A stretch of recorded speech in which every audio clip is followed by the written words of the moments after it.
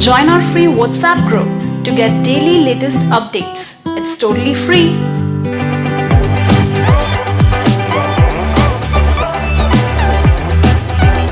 Part 1. Well, we run two business courses here, the BA and the MBA. Which course were you interested in? First, you have some time to look at questions 1 to 3.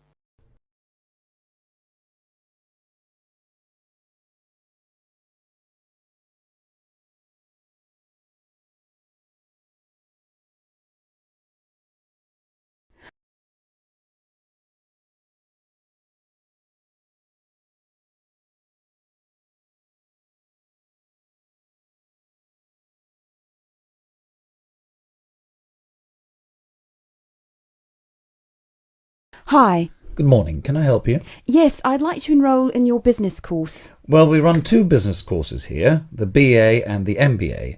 Which course were you interested in? I don't have a degree, so I won't be able to study the MBA. That's right. Okay, if you'd like to give me some details, I'll complete an application form and someone from the business department will contact you directly. First, what's your name? Jane Kinsella. Kinsella. Could you spell that for me? It's Kinsella. Okay, and how old are you, Jane? Well, my date of birth is the 4th of August 1982. Good, thanks. Can you tell me where you're from? I'm from Britain. And where do you live now? Number 32 Mach Road, Auckland. Can you spell your road name for me? Yes, it's Maich. Right, thank you.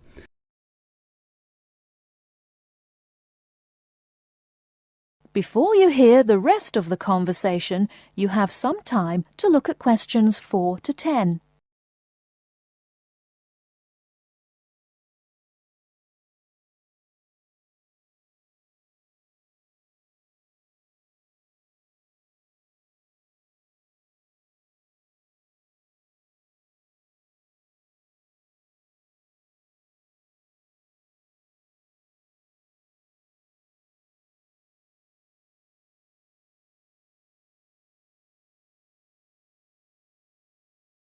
Now listen and answer questions 4 to 10.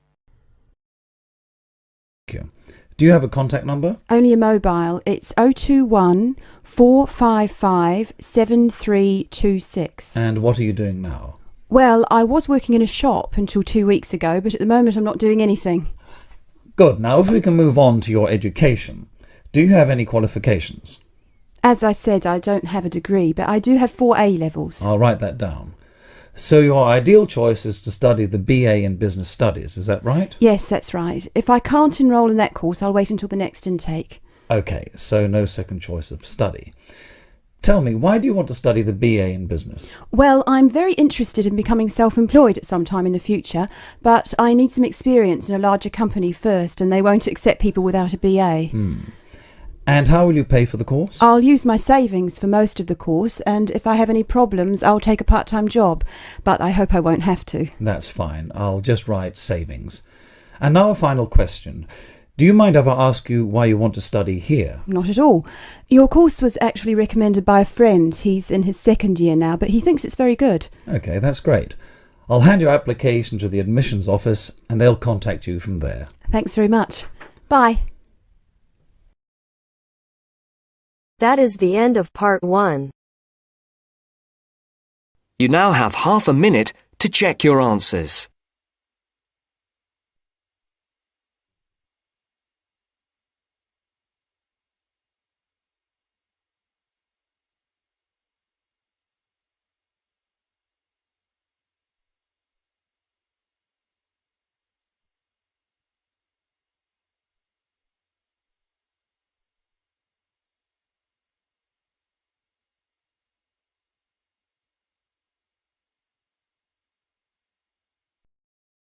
Now turns to part 2.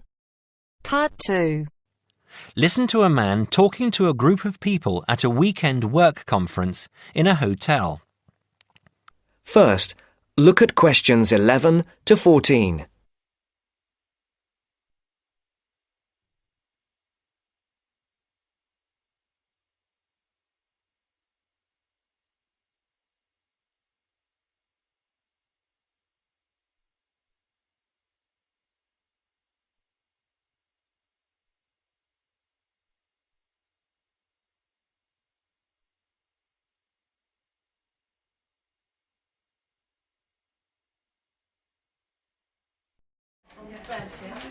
Okay, can everyone listen again now, please?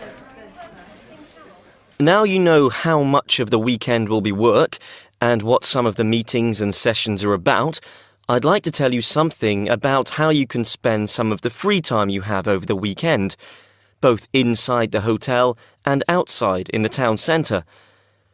As I've said, you'll be free from around 5 today and on Saturday and from lunchtime on Sunday, and there's plenty to do.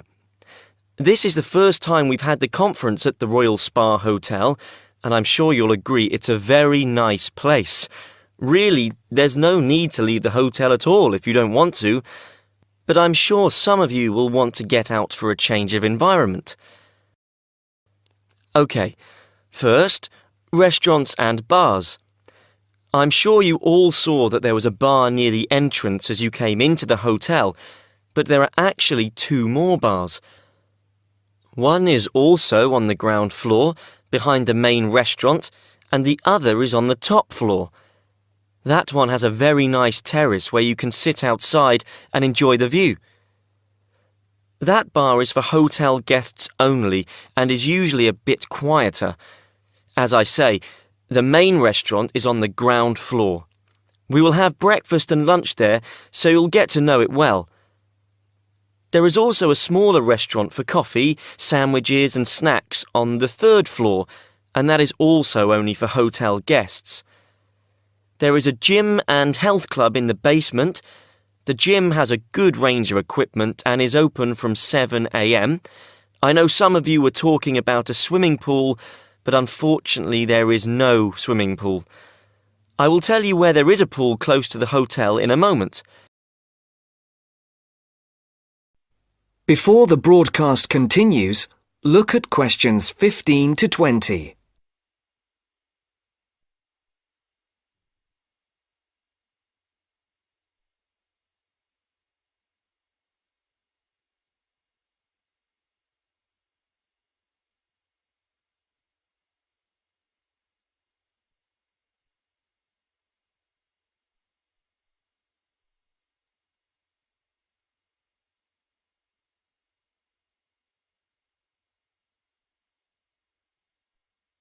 You will now listen to the second part of the talk.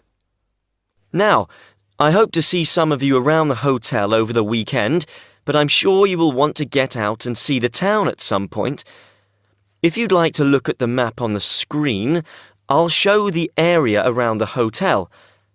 There is a map of the town centre in your welcome pack too. OK, you can see the hotel here, in the middle of the map, and the main entrance here at the top, in Carlisle Street. OK, that swimming pool I promised to tell you about is here, in Cromwell Road. If you turn right out of the hotel, it's about 10 minutes up the road in the 3rd Street on the left. It's open until 7 p.m. and until 5 on Sunday. There's a very nice park here to the north, again about 10 minutes away. In the middle of the park is a boating lake, so if the weather's good on Sunday, it might be a nice way to relax. If you want to see a movie this evening or on Saturday night, the cinema is here, in the High Street. Come out of the hotel and turn left. The High Street is only 3 minutes away. The cinema is here at the top of the street, next to a fairly large car park. Now, restaurants. There is a good Chinese restaurant in the middle of the High Street, here on the right. It's directly opposite the town hall. It's called the White Orchid. Another very nice restaurant is Leonardo's. It does Spanish and Mexican food. It's here, at the bottom of the High Street. So, turn left at the end of Carlisle Street, walk down for 5 minutes, and you'll see it on the other side of the road. I went to Leonardo's last time I was here, so I can recommend it. Now, if anyone wants to see some live music, there is always a jazz band playing at the Pink Coconut. Yeah, that's right, the Pink Coconut. That's here, in a little street behind the hotel. The street name is not on the map, but it's easy to find. Turn right out of the main entrance and then take the first right to go back round to the back of the hotel. So, I think that's everything. Please ask me if you have anything else. That is the end of part 2. You now have half a minute to check your answers.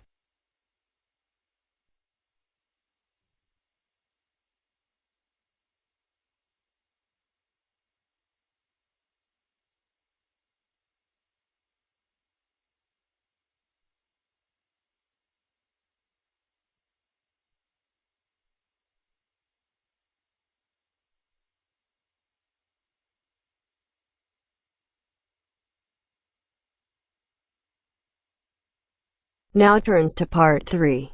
Part 3. You will hear a telephone conversation between a language student and an advisor. First, you have some time to look at questions 21 to 26.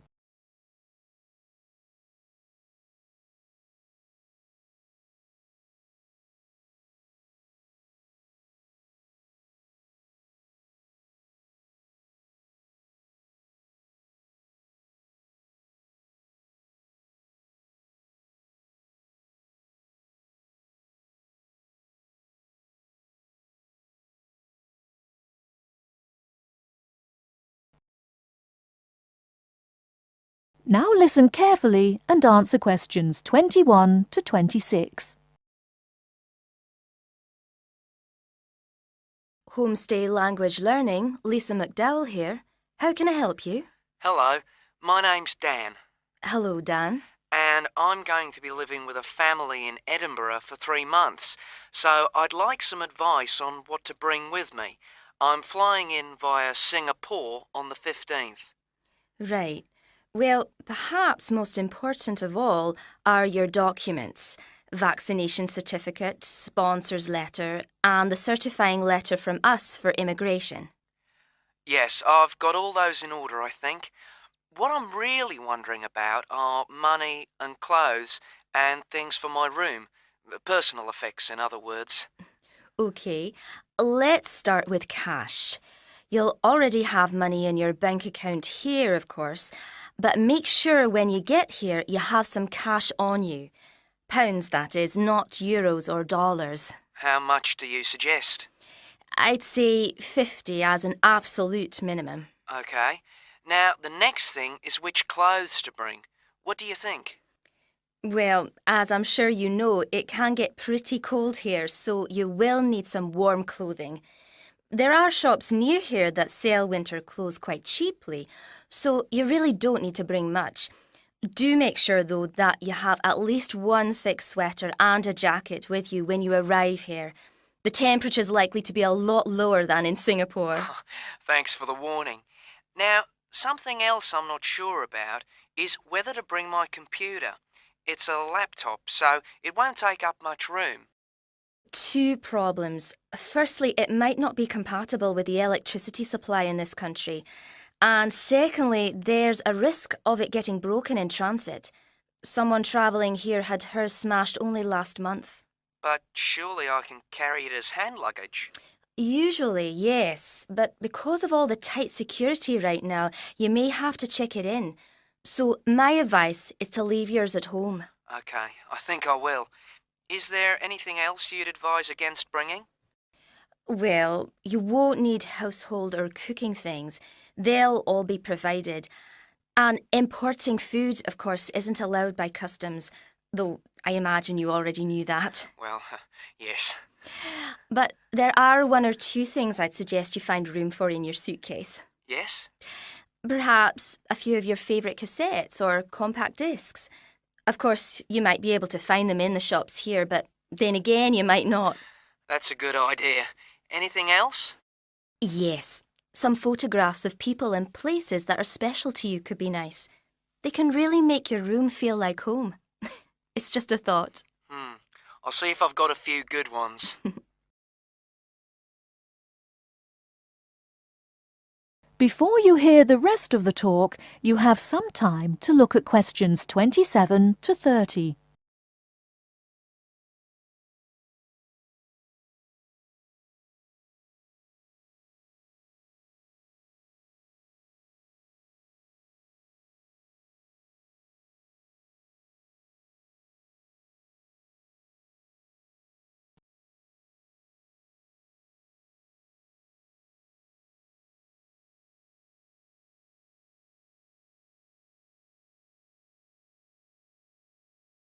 Now listen and answer questions 27 to 30. Just a few points about packing. Make sure all your cases are clearly labelled, in English, with your host family's name and address. Just in case they go missing on the way. It has been known to happen. What name do I write, by the way? It's Wark. Lewis and Amy Wark. So that's W-A-L-K? It's actually W-A-R-K. But we'll be posting full details to you later this week. Right, fine. And I'd better put some essentials in my hand luggage, enough for a night or two in case, as you say, anything happens to my main cases. Yes, I'd recommend a change of t-shirt and socks and so on, plus any medication you may need, and a toothbrush, of course. And my tights. Your tights? Yes, for the flight. Wearing them helps prevent deep vein thrombosis when you're flying long distances, not getting any exercise. Oh yes, I've heard about that. Now, talking about exercise, there's one last thing. When you've packed your baggage, check you can carry it, all of it, at least 500 metres without any help. You may have to do that. OK. Well, thanks for all your help. You've cleared up a lot of points. Oh, you're welcome. Have a safe journey, and we'll look forward to seeing you next month. Bye. Bye. That is the end of part 3. You now have half a minute to check your answers.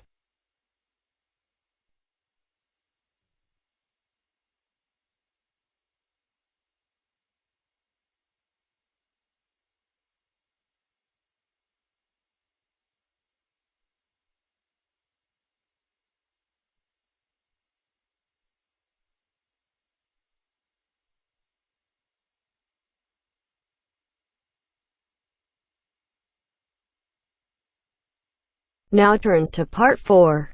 Part 4. You will hear a presentation by a student about a website she has designed for a supermarket.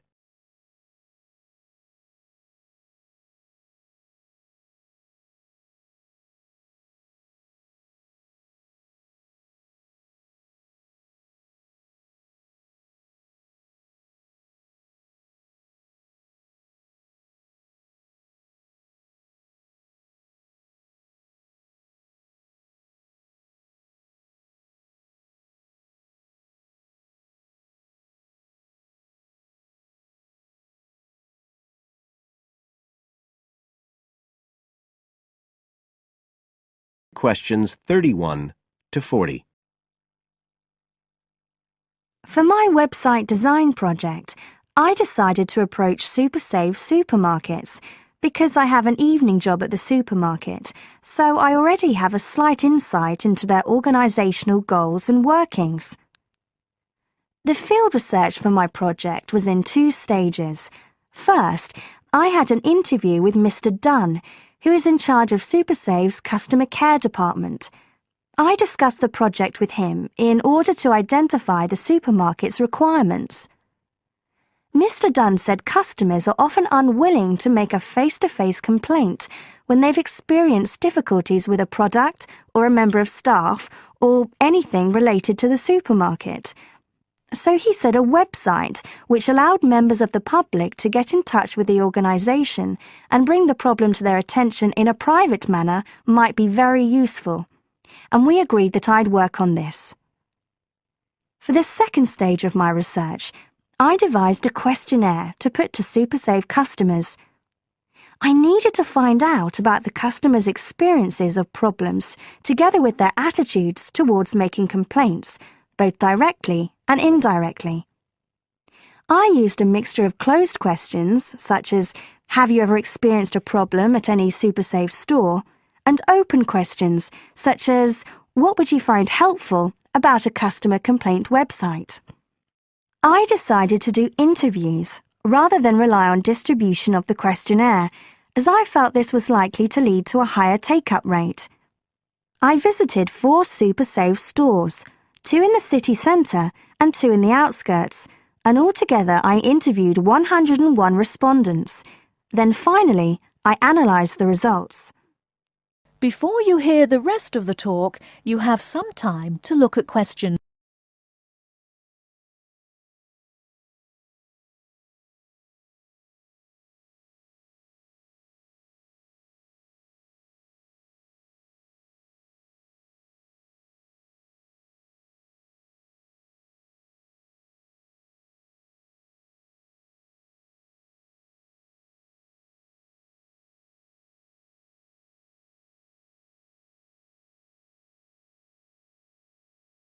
Now listen and answer questions. I found the results of the questionnaires to be very informative. I found that out of the total number of customers investigated, 64% had at some stage encountered a problem in a SuperSave store. Out of these people, the vast majority said that they hadn't reported the problem to any member of staff. They just kept it to themselves. The next thing I tried to find out was why they hadn't complained. Well, about 25% of the people I interviewed said the reason was that they couldn't be bothered, and a slightly smaller percentage said that they didn't have enough time. But 55% said the reason was that they felt intimidated. I finally asked if they would be more likely to complain if they didn't have to do it face to face, and nearly everyone I asked said that they would, 95% to be exact. I then set about designing the website to meet these needs. Once I'd completed the website, I made another appointment with Mr. Dunn to find out what he thought of it. Mr. Dunn said he felt that the pages would benefit his organisation by giving customers a new way of expressing their complaints and by making it easier to collect complaints, identify specific places where service and customer care were not as good as they should be, and act upon them accordingly. SuperSave is already a highly customer-orientated organisation, and he thought our website would be an excellent addition to their customer care effort. This is all well and good, but there still remains the general problem with websites, that there's the lack of access to online computers. Surprisingly, in my survey, I found that 88% of those interviewed had access to the internet, which I felt was quite high. But this access wasn't always direct. For some people, it was through their children and grandchildren and neighbours and so on, rather than being readily available in their own homes. This could prove to be a major drawback to the site, but it is still better to have it now to get the edge over competitors, however slight, and in the very near future, it is expected that almost everyone will have direct access to the internet. Another thing to consider is that at the moment I can only base our conclusions on data gathered from a tiny fraction of the supermarket's customer base. In order to get a better idea of how the site is doing and to see how well I have met my objectives, the site will need to have been up and running for at least a few months. After this time, it'll be possible to see whether or not people are actually using the site and if it's helping to make improvements to their customer service. It would also be interesting to study the effect of the site on staff at the supermarket. Morale could be dented as more complaints come in. Staff may feel they are being unfairly criticised and that there is no need for another way for customers to complain. But also, the site could boost morale by making staff come together to overcome the constructive criticism, and they may gain more job satisfaction by knowing that they are making a difference to the customer. So, overall, I feel my website has met my objectives, but there is scope for improvement and expansion. Are there any questions? That is the end of part 4. You now have half a minute to check your answers.